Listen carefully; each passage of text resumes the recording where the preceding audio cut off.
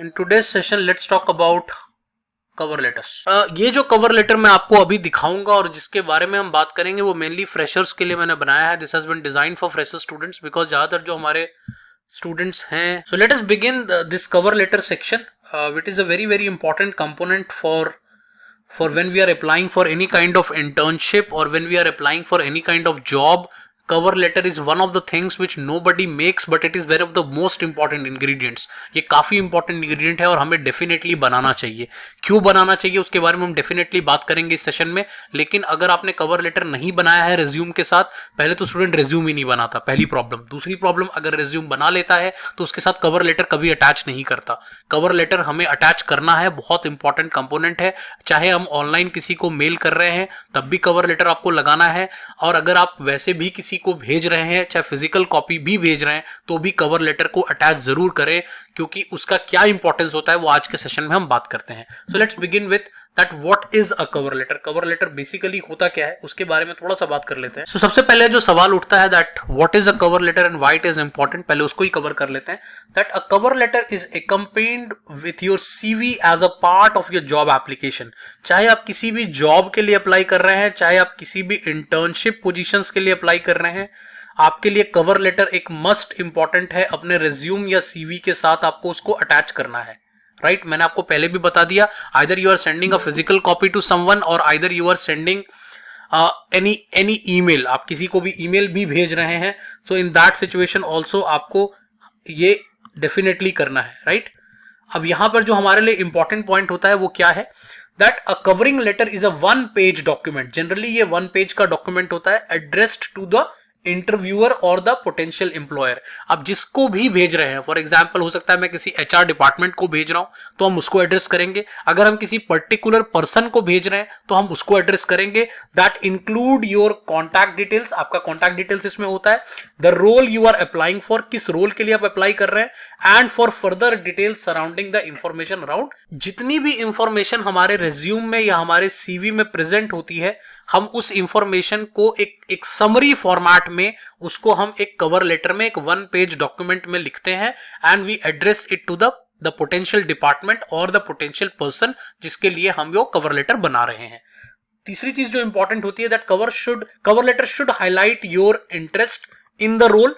आप जिस भी रोल के लिए अप्लाई कर रहे हैं, for example you are applying for a position, for a job और फॉर एन इंटर्नशिप, उस रोल को वहां पे हाईलाइट करना है, and expand your skills and experience that make you best suited for that position.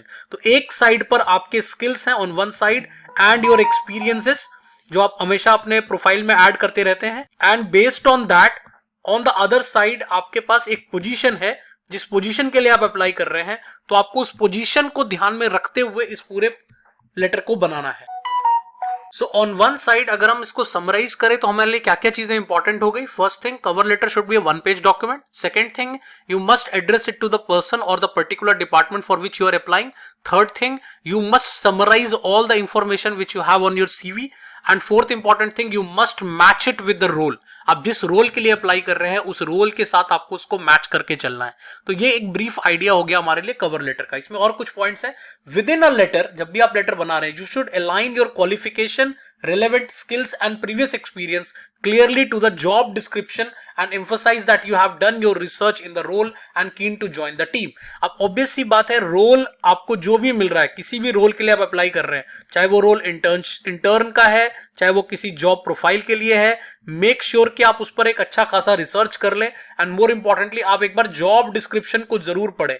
Her company अपना job description mention करती है। तो हम जब भी कवर लेटर को बना रहे हैं हमें ये इंश्योर करना है कि आप जॉब डिस्क्रिप्शन को जरूर स्टडी कर लें। मैं आपके साथ ना एक डिटेल जॉब डिस्क्रिप्शन का भी एक लेक्चर में शेयर कर दूंगा, ये मैंने ऑलरेडी किसी कोर्स के लिए पढ़ाया हुआ है कि जॉब डिस्क्रिप्शन होता क्या है, ताकि आपको एक आइडिया मिल जाए कि एग्जैक्टली जॉब डिस्क्रिप्शन होता क्या है। वैसे अगर मैं समराइज फॉर्मेट में बताऊं तो जॉब डिस्क्रिप्शन वो एडवर्टीजमेंट होती है जो कंपनी किसी भी प्लेटफॉर्म पे निकालती है। चाहे आप किसी ऑनलाइन प्लेटफॉर्म पे देख रहे हैं, किसी लिंक्डइन प्रोफाइल पे देख रहे हैं, किसी कॉलेज के नोटिस बोर्ड पे देख रहे हैं, कहीं पर भी जो एडवर्टीजमेंट के फॉर्मेट पे लिखा जाता है, जहां पे कंपनी के बारे में डिटेल्स होती हैं, जॉब प्रोफाइल क्या होगा, किस तरह के रिलेवेंट एक्सपीरियंस की रिक्वायरमेंट है, क्या सैलरी होगी, सब कुछ वहां पर मेंशन्ड होता है। तो more like an advertisement given by the company to the participants, तो उसको हम जॉब डिस्क्रिप्शन कहते हैं। तो हमेशा जॉब डिस्क्रिप्शन को काइंडली अच्छे से पढ़े कि जॉब डिस्क्रिप्शन किस पर्टिकुलर रोल की डिमांड कर रहा है, और फिर अपना कवर लेटर बनाते समय या अपना सीवी बनाते समय उसी जॉब डिस्क्रिप्शन के साथ उसको मैच करके चले। ये एक काफी इंपॉर्टेंट पॉइंट होता है while making cover letter. A good covering letter will increase your chances of being invited for the interview. अगर कोई भी फर्दर प्रोसेस होने वाला है, मतलब इंटरव्यू होने वाला है या फोकस ग्रुप होने वाला है या शॉर्ट लिस्टिंग होने वाली है, तो उन सभी चीजों पर आपको हेल्प मिल जाती है with the help of cover letter. तो कवर लेटर एक समराइज्ड फॉर्म है आपके सीवी का, ठीक है। अब इसमें कवर लेटर की जरूरत क्यों पड़ती है? Why do we need a cover letter, right? The first thing is it provides us further detail on how your skill set align with the role. जब हम रिज्यूम बनाते हैं जनरली, तो वहां पर हमने जो जो किया होता है वो सब कुछ मेंशन करते हैं। ये पॉइंट को ध्यान से समझेंगे। जब भी हम रिज्यूम बनाते हैं, हम जो भी इंफॉर्मेशन हमारे पास होती है हम उस सब कुछ को मेंशन कर देते हैं। हमने जो भी इंटर्नशिप्स की है, जो भी ट्रेनिंग किया है, कुछ भी ऑनलाइन कोर्सेज किए हैं, वो सब कुछ रिज्यूम में होता है। लेकिन कवर लेटर को लिखते समय हम हमेशा सिर्फ उन चीजों को हाईलाइट करते हैं जो रोल के साथ अलाइन हो रहे हैं, जो मेरे जॉब डिस्क्रिप्शन के साथ अलाइन हो रहे हैं। तो ये बहुत इंपॉर्टेंट पॉइंट होता है। You can bring to the team and why you want to join the position. आप किसी भी पोजीशन में जाना चाहते हैं, you want to join as an intern, you want to join as a programmer, you want to join as a tester, you want to join as a project engineer, कुछ भी, जो भी आप as a प्रोफाइल को आप देख रहे हैं, उस प्रोफाइल में आप ये अपने आप को बताएंगे that how do you fit in. That's the first thing. Important, cover letter also allows recruiter and hiring manager to develop a better understanding of suitability of a position. अब ऑब्वियस सी बात है, उसको किसी भी पर्टिकुलर एम्प्लॉयर के लिए आप important नहीं है, उसके लिए इंपॉर्टेंट है उसकी पोजीशन। उसकी पोजीशन का मतलब यह है कि उस ऑर्गेनाइजेशन में कौन सी पोजीशन निकली हुई है और वो अपनी पोजीशन को एक बेस्ट कैंडिडेट से फिल करना चाहता है। So in that situation it is very very important कि आप पोजीशन को जस्टिफाई करें। पोजीशन का जस्टिफिकेशन बहुत इंपॉर्टेंट है। While you are making cover letter, make sure कि आप पोजीशन को जस्टिफाई करें। अदरवाइज अगर आप पोजीशन को जस्टिफाई नहीं करेंगे तो फिर क्या होगा, कवर लेटर पूरा वेस्ट हो जाएगा, किसी फायदा नहीं होगा। बहुत सारे स्टूडेंट्स क्या करते हैं कि कवर लेटर को भी में भी वही चीजें बता देते हैं जो ऑलरेडी रिज्यूम में बताया होता है, तो वो हमें नहीं करना है। ये काफी इंपॉर्टेंट पॉइंट है, राइट? इसके बाद जो हमारे लिए नेक्स्ट चीज इंपॉर्टेंट है, जो सबसे बड़ा इंपॉर्टेंट पॉइंट है, it creates the first impression in the mind of an employer, making an essential part of an application. जो सबसे इंपॉर्टेंट पॉइंट है यहां पर, कवर लेटर का पर्पस क्या है? कोई भी मेरे से पूछता है, मैं हमेशा कहता हूं first word and the last word is first impression. आप कवर लेटर इसलिए बनाते हैं क्योंकि कवर लेटर को पढ़ते ही, आपके बिना रिज्यूम को देखे ही आपके बारे में एक फर्स्ट इंप्रेशन जनरेट हो जाती है कि पर्टिकुलरली ये पर्सन कैसा है और इसका प्रोफाइल हमें कैसा दिखने जा रहा है। तो it is very very important कि आप अपने फर्स्ट इंप्रेशन को हमेशा अच्छा बनाएं, और हम सबको पता है that first impression is the last impression. काफी जगहों पर ये काम करता है। In addition to this, employer often favour CVs that are accompanied by the cover letter. एक और पॉइंट जो यहाँ पे काफी इंपॉर्टेंट है, जैसा मैंने आपको स्टार्टिंग में ही बता दिया था कि बहुत लोग बनाते ही नहीं है, लेकिन बहुत सारे ऐसे एम्प्लॉयर्स हैं और बहुत सारी ऐसी ऑर्गेनाइजेशन है जो कवर लेटर के बिना आपको एंटरटेन ही नहीं करती। इनफैक्ट वो आपको स्पेसिफिकली लिखकर भेजती है that do attach a cover letter along with your application. अपने एप्लीकेशन फॉर्म के साथ या अपने रिज्यूम के साथ अपना कवर लेटर जरूर लगाएं। तो ये एक बहुत इंपॉर्टेंट पॉइंट है, and that is the reason why it becomes one of the most mandatory document. और इसी वजह से कुछ सिचुएशन में ये बहुत मैंडेटरी डॉक्यूमेंट बन जाता है। क्लियर है? ओके, अब हम सैंपल कवर लेटर की तरफ चलेंगे और मैं आपको एक सैंपल दिखाऊंगा। इसमें अगर कोई डाउट है तो प्लीज मुझसे पूछ लें कि कवर लेटर होता क्या है और क्यों जरूरी है। यहां पर मैं फिर समराइज कर देता हूं। कवर लेटर का जो मेन पर्पस है वो रिक्रूटर को इंटरेस्ट जनरेट करना है आपके अंदर, और ये फर्स्ट इंप्रेशन की तरह काम करता है। मोर इंपॉर्टेंटली आप पोजीशन के लिए कितने सुटेबल है ये भी बताता है। और तीसरी और सबसे इंपॉर्टेंट चीज कि आपके कवर लेटर में आप इंश्योर करें कि आप जॉब डिस्क्रिप्शन को क्लियरली डिफाइन करते हो, या क्लियरली आप जॉब डिस्क्रिप्शन के अकॉर्डिंगली आप अपनी सुटेबिलिटी को डिफाइन करते हो। तो ये सारी चीजों का ध्यान में रखते हुए कवर लेटर को डेफिनेटली बनाएं। ठीक है, अब एक सैंपल देखते हैं। Let's begin with the sample letter. अब ये मेरा सैंपल है, ध्यान से देखेंगे कि मैंने कैसे कैसे इसको लिखा है। मैं सारे कंपोनेंट्स को आपके सामने रखूंगा। सबसे पहले मैंने यहां आपको डेट मेंशन कर दिया है। द फर्स्ट थिंग, वो एक साइड पे, राइट हैंड साइड पे आपका डेट आ जाएगा। लेफ्ट हैंड साइड पर आप किस पर्सन के लिए लिख रहे हैं मतलब कोई भी XYZ पर्सन हो सकता है या कोई भी डिपार्टमेंट हो सकता है जिस डिपार्टमेंट के लिए आप अप्लाई कर रहे हैं, एंड उसकी डेजिग्नेशन, उस पर्टिकुलर पर्सन की डेजिग्नेशन आ जाएगी। अगर डिपार्टमेंट है तब तो कोई वैसे ही कोई इशू नहीं है। Plus the name of the company, किस particular name of the company के लिए आप लिख रहे हैं। तो फॉर एग्जाम्पल यहाँ पे आ जाएगा टू अमित और डॉक्टर अमित, अगर आप किसी पर्सन को एड्रेस कर रहे हैं, ठीक है। उसका अगर आपको डिपार्टमेंट भी पता है तो आप लिख सकते हैं टू HR डिपार्टमेंट हेड, वो अगर HR डिपार्टमेंट का हेड है तो उसका डेजिग्नेशन आ जाएगा।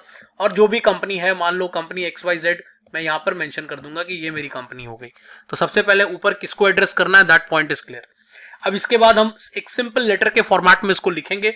मैं पैराग्राफ बाय पैराग्राफ आपको समझाऊंगा। सबसे पहले हम पैराग्राफ 1 की बात कर रहे हैं। पैराग्राफ 1 को ध्यान से पढ़ेंगे। To express, I am writing to express my keen interest in the internship position that opened recently. सबसे पहली लाइन में मैंने क्या किया, मैंने ये बता दिया कि मैं किस पर्पस के लिए लिख रहा हूं।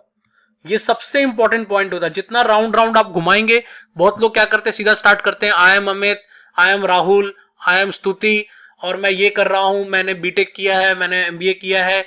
उसका कोई फायदा नहीं है। आप किस पर्पस के लिए लिख रहे हैं सबसे पहले ये मेंशन कीजिए, क्योंकि सबसे पहले आप किसी का भी अगर टाइम वेस्ट कर रहे हैं तो कोई फायदा नहीं होगा, that will create a negative impression, right. तो सबसे पहले आप ये मेंशन करें that I am writing it for an internship position और I am writing for this particular job position. आप जिस भी चीज पर्पस के लिए लिख रहे हैं उस पर्पस को पहली लाइन में क्लियर कीजिए। ये किसी भी फॉर्मल लेटर का सबसे इंपॉर्टेंट कंपोनेंट होता है। सेकेंड इंपॉर्टेंट थिंग, अब इसके आगे बढ़ते हैं। I came across your job description from the official website. अब आपने जिस जॉब के लिए या जिस इंटर्नशिप के लिए आपने अप्लाई किया है उसके बारे में आपको कहां से पता चला, उसका सोर्स क्या है, तो उस सोर्स को मेंशन कर दें। आपको लिंक्डइन से पता चला, आपको वेबसाइट से पता चला, आप किसी न्यूज़पेपर से पता चला, तो आप उस चीज को यहां पर बता दें। एक बार आपने ये दो चीजें बता दी, पर्पस बता दिया और सोर्स बता दिया। इसके बाद आप तीसरी बात बताएंगे that and was delighted to find that my academic accomplishments meet all the necessary requirement for the position। अब मैं ये बता रहा हूं कि सर मैं क्यों लिख रहा हूं आपको। मैंने एक तो लिख दिया कि सर मैं इंटर्नशिप पोजीशन चाहता हूं, लेकिन मैं इसलिए मुझे लगा कि मुझे आपको लिखना चाहिए because I feel that all the requirement mention in that position meets with my academic accomplishments. जो भी मैंने एकेडमिकली अचीव किया है, आप उस चीज से मेरी आपकी रिक्वायरमेंट मैच करती थी, इसलिए मुझे लगा कि इस पर्टिकुलर पोजीशन के लिए मैं सूट करता हूं। तो मैंने जॉब प्रोफाइल से इसको यहां पर मैच कराने की कोशिश की है। ऑल्दो मैं अभी सिर्फ एक इनिशियल मैंने लैग लिया है, अभी मैं इसको और डिटेल में लिखूंगा कि मैंने इसको कैसे मैच किया है, ठीक है। तो ये हमारा फर्स्ट 3 लाइंस का शॉर्ट पैराग्राफ हो गया, जिसमें हमने पर्पस बता दिया, हमने सोर्स बता दिया और हमने क्यों आपको लिखने की इतनी मेहनत की, why we are writing to you, उसको भी हमने यहां पे क्लैरिफाई कर दिया। अब हम करंटली क्या कर रहे हैं, हम व्हाट इज माय प्रोफाइल, अब मैं अपने प्रोफाइल के बारे में बात करूंगा। So my next paragraph will begin. अब मेरा सेकंड पैराग्राफ स्टार्ट हो जाएगा और सेकंड पैराग्राफ में आप क्या देख सकते हैं, मैंने क्या लिखा, currently I am pursuing my engineering और मैनेजमेंट, जो भी हम कर रहे हैं, अंडर ग्रेजुएट और पोस्ट ग्रेजुएट प्रोग्राम जो भी हम कर रहे हैं, फ्रॉम एन XYZ कॉलेज। हम जिस भी कॉलेज से कर रहे हैं उसके बारे में आ जाएगा कि हम करंटली क्या कर रहे हैं और मेरा करंट CGPA क्या कर रहा है। अब यहां पर आप चाहे तो CGPA को लिख सकते हैं, चाहे तो ओमिट कर सकते हैं, ये आपके पास कंप्लीटली चॉइस है, डिपेंडिंग अपॉन कि आप अपना CGPA बताना चाहते हैं या नहीं बताना चाहते। If you find your CGPA to be a good CGPA, definitely mention करें, उससे एक अच्छा इंप्रेशन क्रिएट होता है। अगर आपकी CGPA उतनी अच्छी नहीं है तो आप उसको यहां से रिमूव भी कर सकते हैं। उसके बाद being an engineering and management student, मैंने जो भी पढ़ाई की है, I have strategically focused my self on following subject areas. अब आप देखो, अब मैंने यहां क्या किया, मैंने कुछ सब्जेक्ट्स को हाईलाइट किए हैं कि मैं किन किन सब्जेक्ट्स के ऊपर काम करता रहा हूं या मैंने खासा फोकस किया है। क्यों? क्योंकि मैं इन तीनों चीजों को मैच करूंगा विद द जॉब प्रोफाइल, कि जो भी जॉब प्रोफाइल मेरे सामने है, मान लो मैं किसी मार्केटिंग के प्रोफाइल के लिए अप्लाई कर रहा हूं तो यहां पर मैंने मार्केटिंग के सब्जेक्ट्स लिख दिए। Number 1 advertising, number 2 marketing research, number 3 brand management. आपके जो भी रिस्पेक्टिव सब्जेक्ट्स हैं, कोई सप्लाई चेन मैनेजमेंट लिख सकता है, कोई प्रोग्रामिंग के लैंग्वेजेस लिख सकता है, Android development, Java programming, networking. आप जिस भी चीज में अच्छे हैं या जिन सब्जेक्ट्स में आपका कमांड है या जिन सब्जेक्ट्स पर आपने खासा फोकस किया है इनटू योर पर्टिकुलर फील्ड, आप उसको यहां पर ABC करके मेंशन कर सकते हैं। एक बात का बस ध्यान रखेंगे that these 3 subjects must be aligned with your job description. Job profile को जरूर पढ़ लें। अगर जॉब प्रोफाइल में डाटा एनालिस्ट की प्रोफाइल निकली है तो फिर डाटा से रिलेटेड कुछ निकले, अगर बिजनेस एनालिस्ट की कुछ निकली है तो बिजनेस से रिलेटेड कुछ लिखें। तो ये चीज आपको इंश्योर करना पड़ेगा दैट आप इस चीज को मैच करके चले। तो ये एक बहुत इंपॉर्टेंट कंपोनेंट है। नेक्स्ट मूविंग ऑन, अब आगे हम क्या कर रहे हैं, तो इस वाले पूरे पैराग्राफ में मैंने क्या किया, मैं क्या कर रहा हूं और मैंने कहां अपना फोकस रखा है वो मैंने यहां पर मेंशन कर दिया। अब इसी पैराग्राफ में आगे क्या लिखता हूं, using my knowledge mentioned above I have worked on the project as well. अब मैंने यहां पर अपना कोई ट्रेनिंग या कोई इंटर्नशिप या कोई प्रोजेक्ट, जो भी मैंने उस प्रोजेक्ट को उस पर्टिकुलर फील्ड से रिलेटेड किया है, तो मैंने यहां पर वो भी मेंशन कर दिया।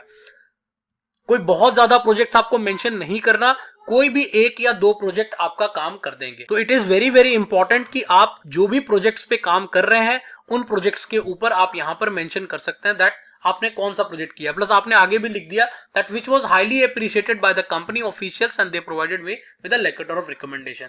ज्यादातर जो कंपनीज के साथ हम करते हैं उनका सर्टिफिकेट हमें मिलता है जिसमें आपके काम के बारे में डेफिनेटली बताया जाता है कि आपने अच्छा किया या बुरा किया।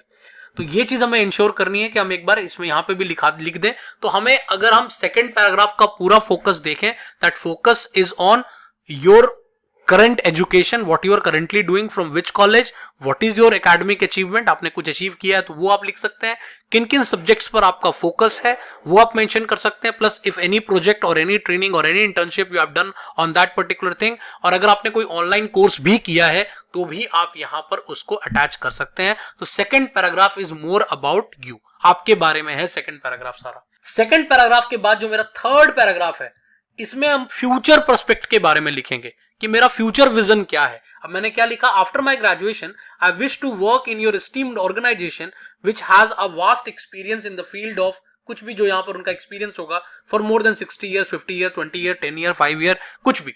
अगर कोई स्टार्टअप कंपनी है तो उसके अकॉर्डिंगली आप इसको मोल्ड कर देंगे that I wish to start my career with a startup company because I believe that startup companies are more flexible, more creative, more innovative, कुछ भी जो उनके बारे में दो चार अच्छी बातें यहां पर हमें मेंशन करनी है। तो सबसे पहले हमारा क्या हो गया कि थर्ड पैराग्राफ के स्टार्टिंग में ही कि मेरा फ्यूचर में क्या देख रहा हूं, कि मैं फ्यूचर में किस तरह के जॉब प्रोस्पेक्ट्स को देख रहा हूं वो मेंशन करूंगा, प्लस उस कंपनी के बारे में कुछ अच्छी बातें यहां पर लिखूंगा based on the research which I have done from their website और फ्रॉम देयर प्रोफाइल। उनकी कंपनी को ध्यान से देखना है।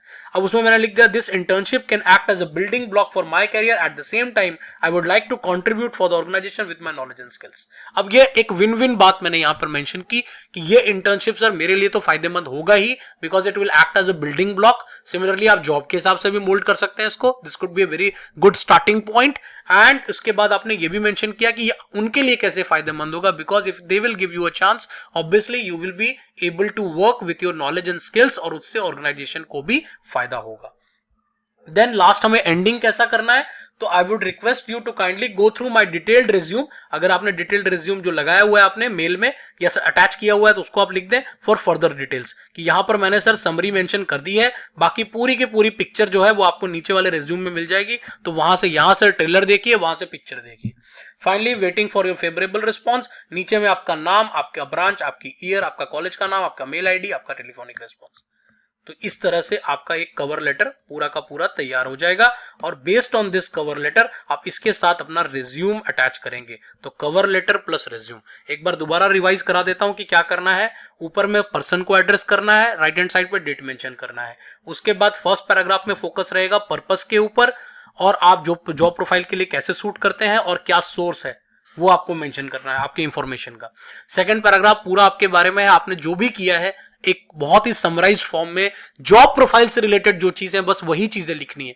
ये मत लिखने लग जाना कि मैं स्कूल में स्कूल कैप्टन था और मैंने खो खो की टीम हेड की थी, उसका कोई फायदा नहीं होगा, right. We need to only focus on job profile. तो what subjects you have studied, what projects you have done, what training you have done, what courses you have done, वो सब कुछ आप यहां पर मेंशन कर सकते हैं। And then in the third paragraph आप फ्यूचर पर्सपेक्टिव्स को कैसे देख रहे हैं, आपको कैसे फायदा होगा, एक विन विन स्टेटमेंट की लाइन लिखनी है। कंपनी के ऊपर आपने क्या रिसर्च किया है उसके बारे में भी थोड़ा सा यहां पर मेंशन कर देना है।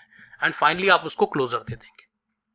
सो this was all about this sample cover letter and why we need sample, why do we need cover letters. And I hope कि आपको ये सारा क्लियर हो गया है। तो अब मैं आपके डाउट्स लेता हूं।